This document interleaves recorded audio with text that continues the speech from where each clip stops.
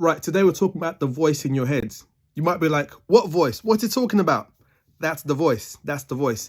Have you ever heard the one about you talked yourself out of it? What does that mean? You made a plan to go to the gym and you said, right, Thursday, 6:30, I'm going to hit the gym. And now it gets to about 6:15 on Thursday and you start to talk to yourself about not following through with the gym. Right, it happens.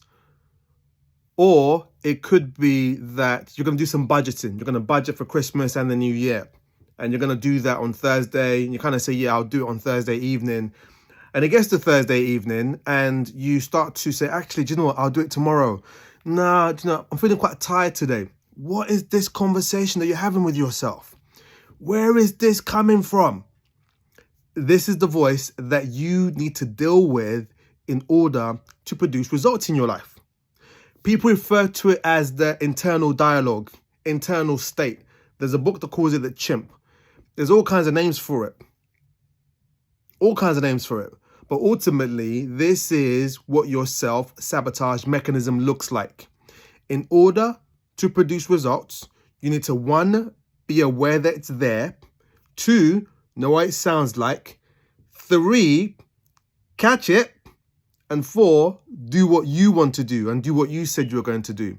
When you're able to master this internal dialogue, master this internal state, master this voice that's always running, constantly saying something about somebody else, about you, about life. When you can master that mastery, people call it discipline. It means that you can follow through on your commitments and not be given to random thoughts that flash through your head.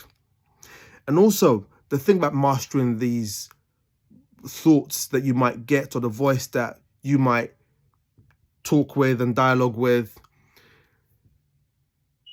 sometimes when you feel like it, so this voice will also be connected to how you might feel. So sometimes you feel like it and then you go and do stuff because you feel like it and you feel like, great. And the voice is like, yeah, you can do it. But what about the times when you don't feel like it? And this voice is like, oh, you're really tired. Oh, that's really hard. Let me give you an example.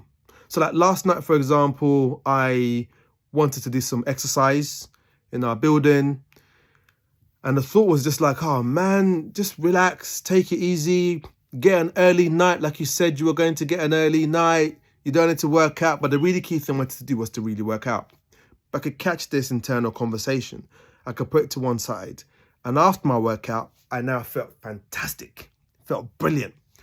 So this is the key, that you can do stuff even when you don't feel like it. And the access to it is to not listen to your internal dialogue. It's to be aware that it's there. Be aware of what it's saying for you to catch it and to then follow through on the things that you want. So that's one of the things that I work with people on, being able to master that, being able to fulfill on what they really want. And the thing for you is when you do the things that you really are committed to, afterwards, when you've completed the thing, there's this burst of energy. You feel alive. And then you're like, right, give me some more. So take that into your day. Take that into the rest of November and December. Act on the things that you're committed to, especially as we are finishing this year. This time of the year will be a real trigger for that internal dialogue. It'll be things like, oh, I haven't done as many things as I wanted to do this year. Oh my, I don't believe it's nearly Christmas. Oh man, where is the year going? There'll be all of that going on. And if you listen to that, it will disempower you. You lose power. If you don't listen to it and you act, it will empower you and give you power. So take that into your day. Have a brilliant day and be your awesome.